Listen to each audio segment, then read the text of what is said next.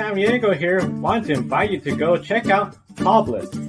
Polarizing is a dog clothing and accessory company based in Austria. 10% of each of your purchases goes to helping dogs in need, whether it's homeless, sick, or ill dogs. This is one of the reasons why we support it. Kiska here is a rescue dog from rural Alaska and our grid office dog. We care about our furry buddies, and we know you do as well. Definitely check out pawbliss.com. There's a link on the video description, and by clicking on that link, you get a 10% discount on your purchase as well.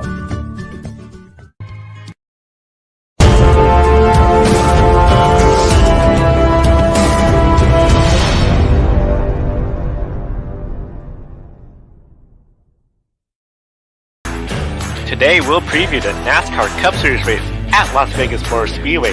Can Joey Logano make it 3 in a row, or will somebody else take the win?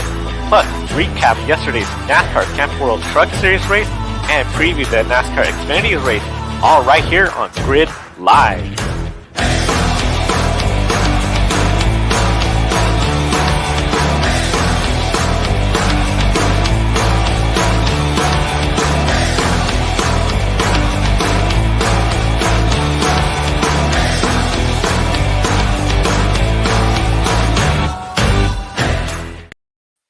Welcome everyone to Grid Live pre-race. Chat room is open. Be sure to share your questions, opinions, and pick on who will win the race. We are also on the air on the Ultimate Sports Radio Network, USRN. Thank you to all the listeners. We only have NASCAR this race weekend, but it's still a very exciting show. With me, Kobe Lamb is from the Podium Finish, Matt White from the Grid World Motorsport League. I'm Joe Sanriego. Gentlemen, we are essentially right here, Las Vegas Motor Speedway, the West Coast, and it's going to be a very exciting race. Kick it off, Kobe. Viva Las Vegas, baby. It's Sin City, the city known for high rollers, casinos, Las Vegas Motor Speedway, which also has a NHRA drag strip, and the bull ring where the Busch brothers, Kurt and Kyle Busch, raced growing up. However, heading into the race, I think calling the Busch brothers a favorite might not be the most accurate statement. In the first 3 Cup races, 3 surprise winners, 2 of them first-time winners. Last week, William Byron surprised everyone with his win. Many expect his teammate Kyle Larson to put Hendrick Motorsports in victory lane, but Willie B ran a great race and got the job done with crew chief Rudy Fugle. Matt, will you agree as we enter the race, it feels like we have no clear-cut favorite? No. Who would have said that we would have had McDowell, Bell, and Byron win the first 3 races of the season? It is absolutely wide open. As you mentioned, as Joe mentioned there in the intro, Joey Logano has won the last 3 races at this track of this spring race. So of course, Kurt Busch won the 4 race last year. So it's massively open. The championship standings are upside down, a bit like the grid, as you can see there. We've got people all kinds of out of position. Did think last week was at Homestead was one of the best mile and a half. It is the best mile and a half circuit on the calendar, where there is no doubt about that. And it was one of the best races we've had on a mile and a half for quite a long time. Congrats to Byron and the whole of the Hendrick team for picking up that victory. Puts himself into the playoffs very early in the season, so something he doesn't have to worry about now for the year, all being well. And wide open one for tomorrow's race, that is for certain. Yes, it's been really surprising seeing all of the parity we've seen so far. Lots of comers and goers, and this is absolutely wild that going into the race weekend, I can't really say for sure who's going to win, because it's really anybody's game nowadays. And it's gonna be interesting. Are we gonna see another different winner in Las Vegas? And last weekend, William Byron took control of the race in the late stages and now locked into the playoffs with his number 24 team, along with William Byron, Christopher Bell, and Michael McDowell also locked into the playoffs. I think it's safe to say, as you mentioned, that nobody would have predicted McDowell, Bell, and Byron to be the first 3 locked in. And with Las Vegas, this is the first race of the round of 12 in the playoffs, so significant implications and learning opportunities for these teams. Joe had the opportunity to ask the Daytona 500 champion himself, Michael McDowell, about the team's approach entering the race, knowing this could be a great opportunity in the round of 12. Las Vegas, of course, in the playoffs, round of 12. Does this make it where this race is a little bit more looking for good setups, try different things, especially if you get into the round 12? This is a good opportunity to really let yourself advance, or is it just another race weekend and continue that streak of another top 10? Yeah, a little bit. I think that it's important because you go there twice, and I think any racetrack that we go to twice is important because of that reason. Every race counts and every point counts. But the playoff situation, like you said, it makes it even maybe an asterisk mark next to it. As far as us trying a lot of crazy wild things this weekend to get prepared for it, we're not. We felt like we had a pretty decent car there the last couple times. And so we just want to keep improving upon that and see if, what happened at Homestead will happen again at Vegas, where we make a little bit of a gain and competition kind of comes back our direction and all of a sudden we're in the fight. So nothing, out of the, ordinary, but we do know it's important, with it having 2 races for sure. Thank you. Yeah, and I feel like it's really easy for people to predict that Christopher Bell and William Byron would probably get at least one win at some point this year. But Michael McDowell, that's definitely remains the biggest surprise of the season so far. Hear him in Front Row Motorsports winning the Great American Race. Still a couple of weeks later, I'm still surprised that it happened. And with these 3 drivers locked in early, does it increase the urgency to win, especially the drivers at midfield teams like Chris Buescher, who had an extremely good run at Homestead until the final stage when we saw the day to night transition. Number 17 Ford Mustang just went away. Ricky Stenhouse Jr. also was running really well at Homestead, and then Eric Jones with Richard Petty Motorsports. So do you think this is going to increase the urgency for those drivers at those teams to win the race? I do see this increasing the urgency for them to win, especially. A lot of times we anticipate some of the favorites to go out there, get the wins. Kevin Harvick, the Busch brothers, the drivers that we always see gain multiple wins a year. To have these 3 drivers win already, yes, Bell, definitely Byron. I think a lot of people assume they will have at least 1 win in the regular season, maybe 2 going into the playoffs. Well, they got them wins already, but this early on. So if you're definitely a driver like Eric Jones, you missed the opportunity at Daytona 500. The team is not exactly with the best equipment. So you got to look at the races that are coming up. Talladega, of course, that's a wild card race. That could be something where they're really good. The short track in Martinsville. But the other part, especially the 1.5 miles, is going to be really challenging. And I think the urgency has really gone up for a lot of these teams. We talked about this on the post-race on the USRM broadcast last week after Homestead and in our group chat in the week. There's going to be some big names that miss out, let alone midfield teams. I had a list of 12 definite winners on the season, and none of them have been the 3 that won, of course, the first 3 races. I thought Bell might get in on points. Didn't think Byron would win. He might be one of those scrabbling in on points. But yeah, there is going to be, I think, a Ganassi miss, probably Ross Chastain. If you had to pick one of those 2, he'll miss. Maybe one of the Hendrick cars, although of the 4, I would have put Byron maybe as the miss, and now he's in. So it is completely upside down as we head into these Homestead this weekend, Phoenix, the next few races before we get to Bristol. This is where we're going to see the shape of the season, you would think, with our this traditional run of tracks before we get to the dirt race of Bristol. Yes, it's definitely going to be interesting to see how this season shapes up. And you mentioned the dirt race at Bristol. It's going to be really interesting to see how that race plays out. It's either going to, I think it's going to either be really good, one of the best shows we've ever seen, or it's going to be really, really bad. And an idea we wish that we never had. I don't think there's going to be any in between, but definitely, regardless how it turns out, I'm really excited about that Bristol dirt race coming up in a few weeks. And last weekend was the first 1.5 mile oval race of the 2021 NASCAR season.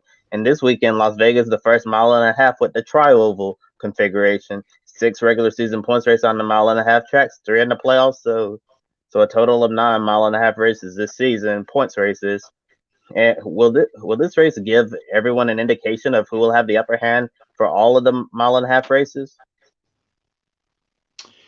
I think, as I said, this is going to be the run. We're going to see.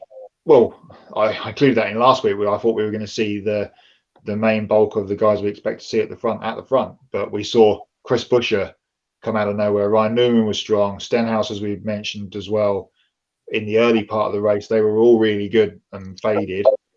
But then you had people like, the Penske cars couldn't quite make it on fuel. Kurt Busch had his loose wheel drama and somehow bounced back to get a 8th place, remarkable 8th place finish on the fresh tyres. There's going to be, I said this last week, I'm going to go with it again. This race tomorrow will give us some sort of idea. This and Phoenix, because of course Phoenix is a big one next week because it's the championship race. So we're going to get some kind of idea now on the general order of play, I feel, tomorrow in the big race. When it comes to this race, it's definitely, as you said, we're going to see where everyone stands. Definitely, I think one of the big things, especially if you're a team like one of the midfields, I think you bring up a good point, Chip Ganassi Racing. This is really going to be a race where it's like, okay, are we a top 10 team that could compete for the win? Or are we looking at 11th through the 20th? Any further back is going to make it really challenging. And I think this is definitely the race for everybody to start taking down the notes and seeing where they stack up.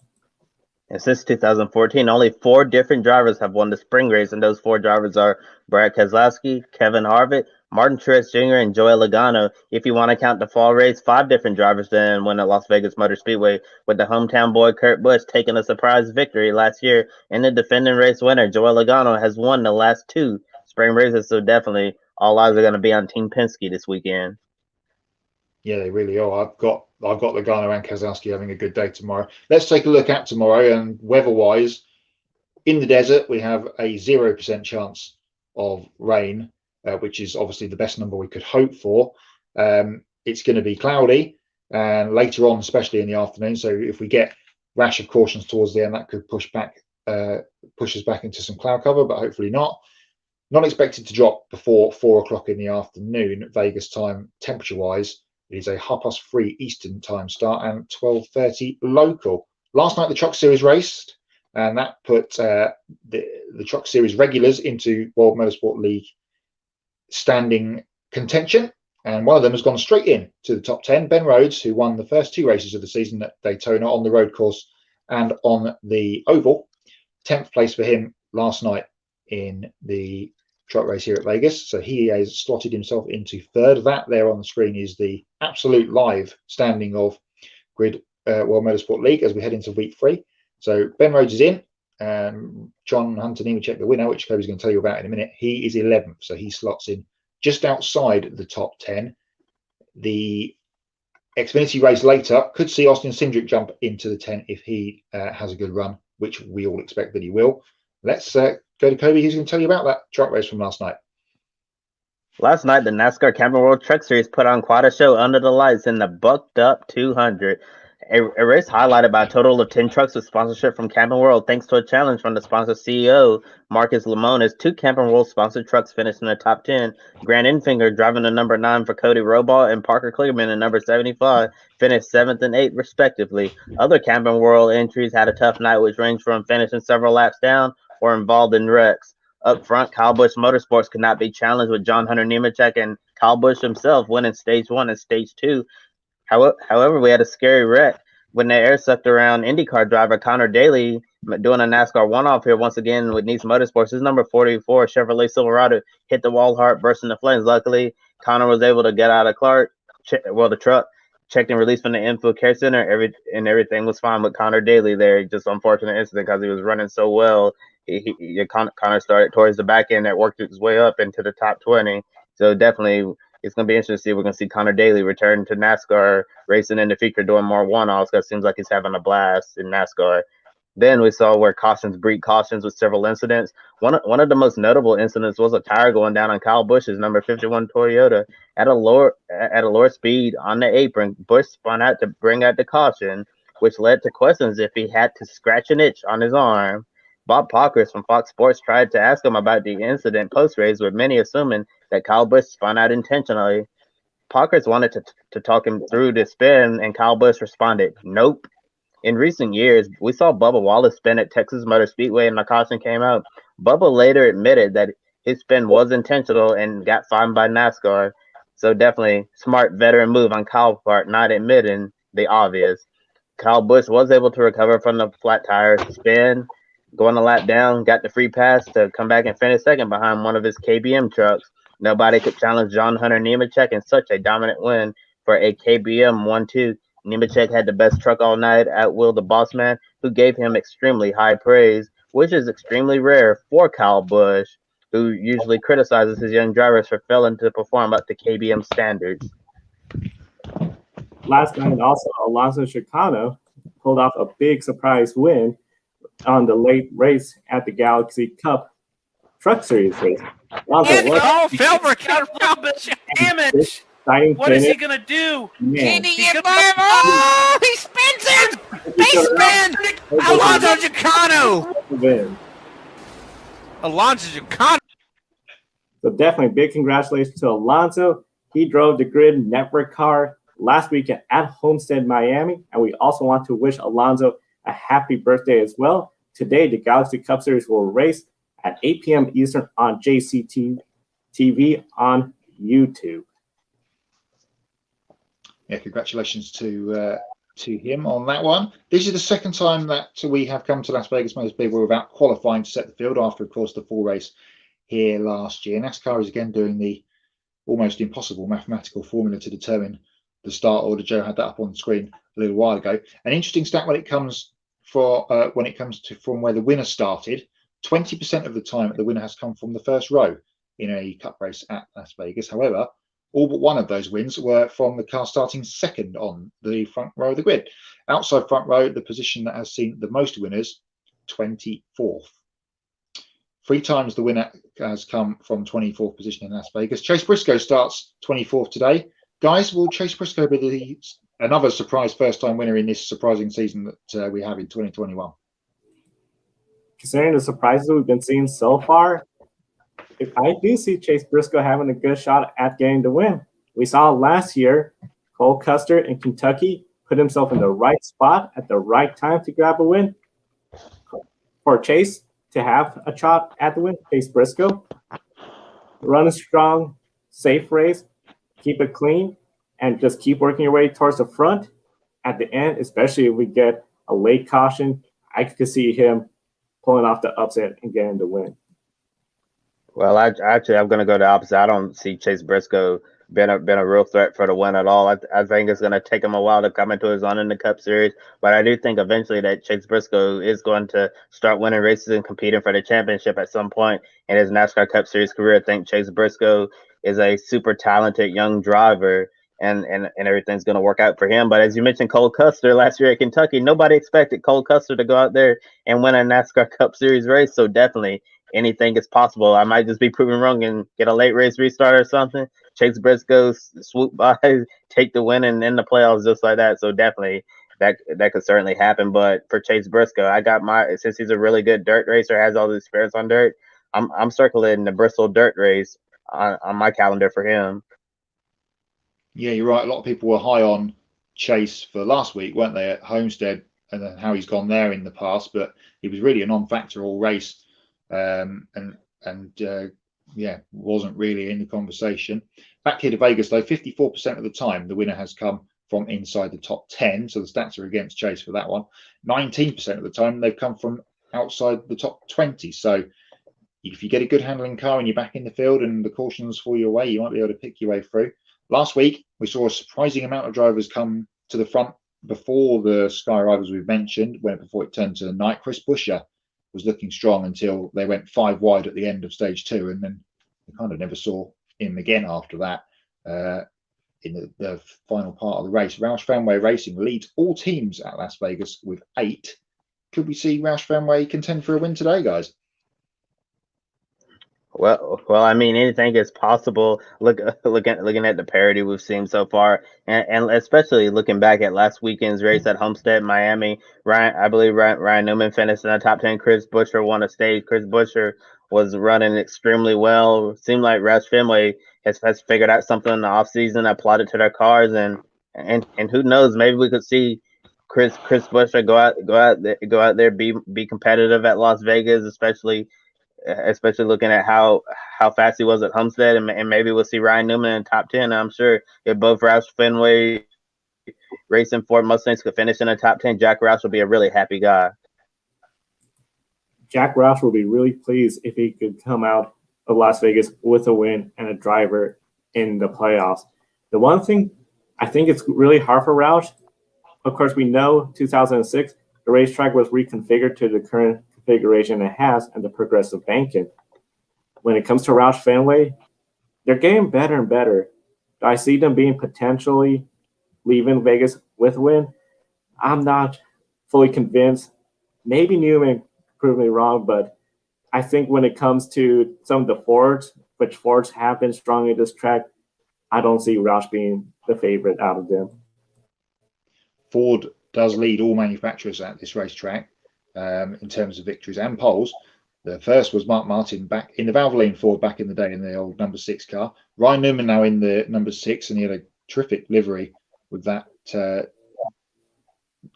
zero carbon emissions livery a couple of weeks ago. That's fantastic. He's of course in the 6. Many Fords can win, plenty can, and as we mentioned, Joey Logano has been the most successful Ford driver in the recent history here. He leads all active drivers with the best average finish. Second best on that list is Ryan Blaney, but he has not had a very good start to the season at all. He was caught up in the early big one at Daytona and wasn't a road course factor at all, even though he ran so well in their Busch Clash the week before, but he wasn't a contender at all in the Cup, in the point race. Last weekend, he and Eric Almirola got together, which ended both of their days in a silly incident, really, on both parties. If Ryan can come away with a top 10 finish today, guys, is he back in with a hunt, or is he under more pressure if he doesn't get a good result here? I see Blaney, if he gets a top 10 finish, he'll be back in the hunt, but he still has a way to go with those poor performances. If he does not get a top 10 finish, I think that team will be under a lot of pressure. We've seen compare him to his teammates. Blaney, he does get at least a win each season, but he's just not exactly at that same level of Keselowski, and of course the same with Logano, who seems to lately be the lead driver when it comes to performance at Penske. Blaney does have another rough race here. They're going to be in a much bigger hole. If you look at the tracks ahead, I think it's going to make it even challenging for everybody. And I definitely think it's going to be something we're all going to be watching, how Blaney handles everything with this race. I don't really have much more to add right there, Joe. You basically took the words right out of my mouth, but you brought up the good point about comparing Ryan Blaney to his teammates. We know in racing, you're always going to be compared to your teammate, especially like Formula One. They talk about number 1 and number 2 driver. And I think at Team Penske, it's clear that we have a tie for number 1 driver in the organization between Brad Keselowski and Joey Logano. And if you wanted to have a number 2 driver in the organization, it's Ryan Blaney, because he just hasn't been on the same level as the 2 and the 22. So definitely the 12 is a little bit behind the 8 ball in terms of performance when in comparison to Brad Keselowski and Joey Logano. Yeah, definitely. He's had a bit of a unlucky start to the season this year, but his luck will turn. You know, we know how good he is at Talladega and at Daytona generally, and obviously they've got those races still to come again in the regular season before we get to the playoffs. He's second among active drivers, as I mentioned, in terms of finish here at Las Vegas, and third on that list is Kyle Larson, who will attempt to improve that in the Hendrick team this weekend. Of course, he had 2 top 10s out of the first 3 races and was in contention for the victory at the road course at Daytona before he spun out while battling for a high position there towards the end of the race. So we all expected Larson to have a bit of a slow start to the season, but that has proved to be slightly false. So he'll be hoping for a good run tomorrow. Of course, we've got more racing today, and it's the Xfinity Series that comes up later on this evening for their 4th race of the season. Kobe, what's the big news story coming into this one tonight? Let's revisit a story we discussed last week on Grid Live Wrap-Up involving Noah Gragson and David Starr. Gragson had the race win in the bag until David Starr slid up the track into the wall, and Gragson had nowhere to go, crashed into the back of David Starr. Heavy front-end damage, and retired from the race with a few laps to go. In a TV interview after being checked and released from the Infield Care Center, Gragson made some unfriendly comments about Starr and clearly wasn't happy about the incident. Gragson took to social media platforms, posting about the crash, showing that he wasn't ready to move on yet. Carl Long, owner of MBM Motorsports and the number 13 Toyota Supra driven by David Starr, made a post on Facebook saying that the right front tire came apart on Starr's car while running 12th on the lead lap. Long claimed Starr dropped down to give Gragson the high line, but the number 13 slid up the track, and basically Starr was just a passenger from that point, and then made the reference to the TV interview and called Gragson an entitled mouthpiece, saying he didn't have enough talent to miss Starr coming up the track. long took pride in being one of the few left in the garage who worked hard, made a lot of sacrifices to reach this level of racing. He sent Gragson a warning saying statements like his could, and usually does, come back and cost him. A few days ago, NASCAR on Fox broadcaster Mike Joyce sent out a very critical tweet acknowledging that NASCAR has always had funded drivers and dropped the hammer by saying, I quote, "It's high time a few of these privileged kids powered by daddy's pile of cash realize this whole sport doesn't exist just to make their dreams come true, advising them to take some time to check their privilege at the door and learn from those who have worked their way to the top." So, wow. So, Mike Joy really said some things right there. First, what are your thoughts on Mike Joy's statement, and does Noah Gragson still have a lot of growing up to do as a young driver? When it comes to Mike Joy's statement, I think he does have a point. We've seen in the past Tony Stewart bring this up as well, that, you know, you have the drivers that work hour after hour, day after day, trying to put everything to get to this level. Short tracks in the United States, the karting tracks across the pond, you see those drivers everywhere. You do see the drivers that they do have a more privilege of sponsorship, where it's through family connection, personal wealth, and they have sometimes the best equipment out there. And of course, if you have the best equipment, you're going to have better results. Still, the driver in the better equipment and the not better equipment put in a lot of effort to get better in their skills. So when a driver still gets to the NASCAR, especially the 3 levels here, the trucks, Xfinity, and the Cup Series, these are still some of the best drivers that have worked a lot to own their skills and get to this level. They did not just buy their way up here. This topic, of course, has been the center of a lot of controversy, especially with Formula One. Nikita Mazepin's story comes to mind, other drivers as well. But definitely, I think it's something that we're going to be following. And then with Noah Gragson, I think he still has a ways to go before he gets into the Cup level. The big thing I know, watching the interview he did this week, he said, hey, people are talking about me. And Darrell Waltrip said, if people are talking about you, good or bad, that's a good thing for you. Take you back to 12 months ago at this racetrack in the Xfinity race, and Noah Gragson was in the highlights, the headlines, then as well, because he and Riley Herbst got into it at the end. And then he got into it with his teammate, Justin Allgaier, at Bristol in the night race in the summer as they raced towards a victory. Not the first time he's been involved in a controversial scrap. My thoughts on what happened last week, he was 8 seconds ahead of the second place man. It was closer before Brett Moffitt had his puncture, and that ruled him out of a good finish, which is unfortunate because he's a great start to the season. But Noah was, say, 8 seconds clear. Why they weren't telling him just back it down completely and coast with 3 laps to go is beyond me, but he was still absolutely nailed to the wall. And when you've got someone underneath you that has a flat tire, and it was clear from the TV pictures what had happened, and then the shot that was posted of that picture on Facebook on Monday, Tuesday from the Carl Long team, why, he was always going to end up being in that incident. And it's a shame because he was the best car all race. He showed that a couple of times. He almost got wrecked out on a restart by, I can't remember who it was, but he was sideways in the wall in the middle of the race and somehow, again, managed to come back through, had the race in his pocket, and got involved in an incident that was very, very unnecessary.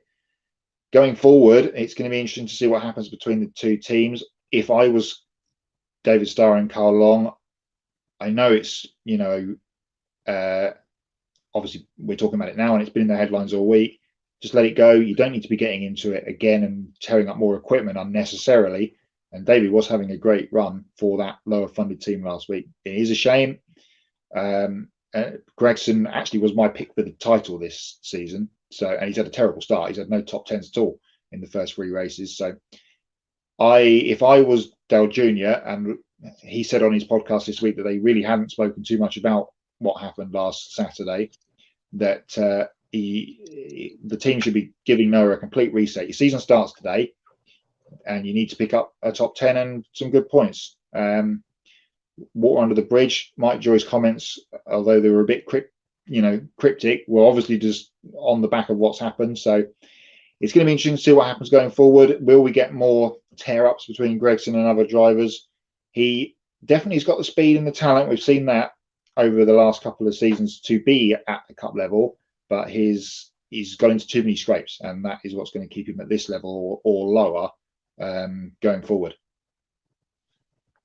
Yeah, and you did mention Noah Gragson, tough start to the 2021 NASCAR Xfinity Series season so far, and I think coming home to Las Vegas, it'll be a great opportunity for him to really get his season going. I think going out there running well, being able to close out the race, get a top 10 finish or better, I think that would really serve Noah Gragson well. And as a young driver, we see a lot of young drivers who have a lot of growing up to do, and I think he's certainly one of them. And Noah certainly has quite a personality, and I think he said it says people either love him or they hate him, and I think that that like as I mentioned, like a lot of drivers like him, he's just gonna have to just keep growing up, learning what to do, and the best thing for him to do and David Starr, who'll see each other on track later today in Las Vegas.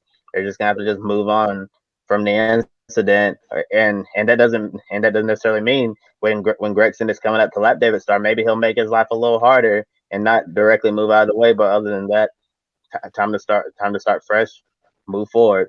Starting up front, last week's winner, Mike Snyder on the pole, and defending series champion Austin Cindric start second. 3 races, 3 different winners. Can we get a 4th different winner today? Coverage of the Allsco Uniforms 300 begins in a few hours at 4:30 p.m. Eastern Time on FS1. And of course, we'll recap the race tomorrow on Grid Live Wrap Up. Now, of course, Las Vegas Motor Speedway, the Cup Series, they've been coming here since 1998.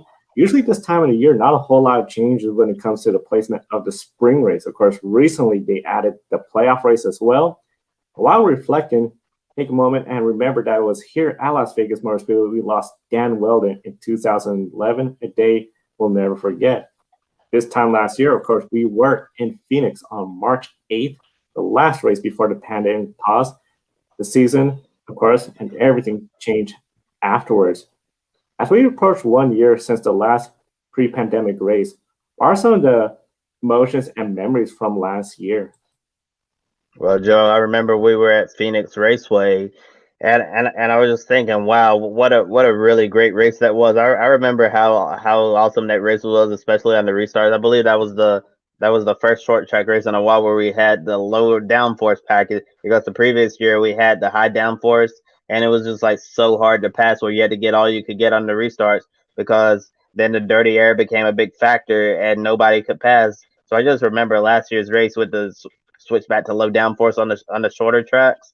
It was just really exciting, and I was really pumped for the season. And then all of a sudden, try to go to Atlanta the following week after West Coast swing, and we all know what happened there. Thought we were gonna raise, everything was shutting down, and NASCAR ended up suspending operations until the middle of May. It was just really shocking, like from the highs of the highs of such an exciting race in the desert, and then the lows of the lows coming back to the East Coast, and then you're finding out that NASCAR's canceled, and not knowing when we're gonna see NASCAR again. Because at that point, I'm thinking that we're done racing, period, all over the world, probably until the end of the year. And then when NASCAR was able to put all those safety protocols in place, come back another series as well, it really gave me hope for the future. It was a strange weekend, wasn't it? Because we had the Australian Grand Prix scrapped. The NASCAR teams were just rolling into Atlanta from memory, and then that race got canned. As you said, Kobe, that Phoenix race was terrific last spring, and everyone was excited that we were going to have a terrific season on our hands going forward from that point. And unfortunately, as you said, we had the big delay. Darlington coming back was memorable and fantastic to see. NASCAR back, was it 8 weeks later? That was a strange weekend, and the whole world stopped for a little while. It seems strange that we're 12 months removed from that point already. Yeah, one of the big things when it comes to the race last year at Phoenix, it was really good stuff. Really enjoyed it, and with, of course, the new low downforce package for the shorter tracks. Now, as we approach this race, of course, we're still using the same high downforce package, but we saw some great racing last weekend. Some say it's because the competition has been leveled with using this package long enough. Some credit the track configuration of Homestead Miami. Should we anticipate a race similar to last race weekend? Well, we can only hope, can't we, that tomorrow's race goes the same way as last week, and again for tonight, because last week's Xfinity race was extremely exciting, and then obviously we talked about what happened at the end. But yeah, let's hope so. We've had some good races here in the past. I remember it was a couple of years ago we had all kind of cars crashing on the last lap, and Joey Logano swooped through to take a victory. He had a fight with Keselowski, and then we had the Kyle Busch and Logano pit lane incident a couple of years ago here as well. And we need a good race again, or a half decent race again tomorrow, to keep the morale boost up that we had from Homestead last week, because as I mentioned, that is the gold standard for a 1.5 mile track on the schedule at the moment. So let's hope Vegas can deliver a good one again tomorrow. I think with this 550 horsepower high downforce package on the 1.5 mile tracks, I think certainly we'll see some exciting restarts. First few laps in the run, see some really close racing and until things get spread out a little bit. But like Matt mentioned, hopefully we'll at least get a half decent 1.5 mile race out of this to keep the momentum rolling, because so far it's certainly been a NASCAR season to remember. And I know as a lot of people have been saying on Fox, is this going to be the best season ever? Yeah, a lot of questions. Will this be the best season ever? And so far, with the 3 surprise winners, it's been off to a really great start. We've had some really entertaining races, and the big thing I feel when it comes to Las Vegas Motor Speedway, we do have some favorites. Joey Logano, of course, he's going for 3 in a row. But I do feel compared to the past, it's a lot more open when it comes to who could win the race. Still, I think there's going to be a lot of areas where we're going to find that some of the traditional favorites that we see week in and week out are going to be competing for the win. Now, of course, the Pennzoil 400 presented by Jiffy Lube tomorrow, 3:30 p.m. Eastern, 12:30 Pacific, 11:30 a.m. Alaska time on your local Fox station. Should be an interesting race. It'll be interesting to see who everyone picks for Pick a Winner. Of course, we had a great weekend this past weekend. Several people have gotten onto the leaderboard, including Matt and myself, 2 each. Kobe and Adam, 1 each. So when it comes to the Pick a Winner, Kobe, who do you see going to come away with the win at Las Vegas? I think we're gonna see Ford bounce back. Team Penske. I know everybody might be thinking Brad Keselowski, Joey Logano. Who do I pick? Who do I pick? And I'm actually not gonna go with Joey Logano to get 3 in a row in the spring race. I'm going with his teammate Brad Keselowski. Well, you've taken the rug from under me there, Kobe, because I've got Brad Keselowski as well. Got a bet on as well. Thanks to Tyler Reddick for last week coming second, because he won me £3. So that's I'm on a roll, and I'm top of the Pick a Winner leaderboard. So yeah, Keselowski for me as well, Joe. Man, when it comes to Pick a Winner, definitely the Fords are the way to go, it seems, especially in Las Vegas. I know everybody's been talking about Logano, the Team Penske drivers. I'm going to go with the surprise winner, and it's going to be first career win. Finishing the top 2 last year, Matt Benedetto at the 21. They got the Penske equipment. They need a good run, and I think he's going to pull off the big surprise win. And we encourage everybody in the chat room to share who you think is going to win the race. We want to share it on the air. And of course, if you get right with who you pick to win, you could be on the leaderboard too. Of course, Kobe is a defending champion of Pick a Winner. Definitely be interesting to see how everything turns out. Tomorrow, Grid Live wrap-up is scheduled to take place 90 minutes following the conclusion of the NASCAR race. Be sure to follow us on Twitter at Grid Ranking for any programming changes. And of course, new Grid World Motorsport League standing Monday. Be sure to follow the World Motorsport League at Grid_WML. Wednesday, Grid Tonight, 6:30 p.m. Eastern. Thursday, the Women Racing to Win, 12:30 p.m. Eastern. And be sure to invest in the Grid Network. Be sure to take part in our Patreon page, link in the video description. Join Colin in helping keeping us on the air all year in 2021. Doing everything we can to bring you great motorsport coverage, news, and video content right here on YouTube. And of course, if you have a dog or know a good friend with a dog, be sure to get them some goodies from Publis, 10% discount for Grid Network viewers. Link in the video description. And of course, a portion of each sale goes to helping homeless, sick, and rescue dogs. The Grid Network's office dog is a rescue dog as well. I know we're definitely getting to a point where we're out of time, but I want to thank everyone for tuning in. Be sure to like and subscribe to the Grid Network. For Kobe Lambs at the podium finish, Matt White at the World Motorsport League, I'm Joe. Thank you for watching. Have a wonderful day and enjoy the races. Joe Samaniego here. Want to invite you to go check out Publis. Publis is a dog clothing and accessory company based in Austria. 10% of each of your purchases goes to helping dogs in need, whether it's homeless, sick, or ill dogs. This is one of the reasons why we support it. Kiska here is a rescue dog from rural Alaska and our Grid office dog. We care about our furry buddies, and we know you do as well. Definitely check out Publis.com. There's a link on the video description, and by clicking on that link, you get a 10% discount on your purchase as well.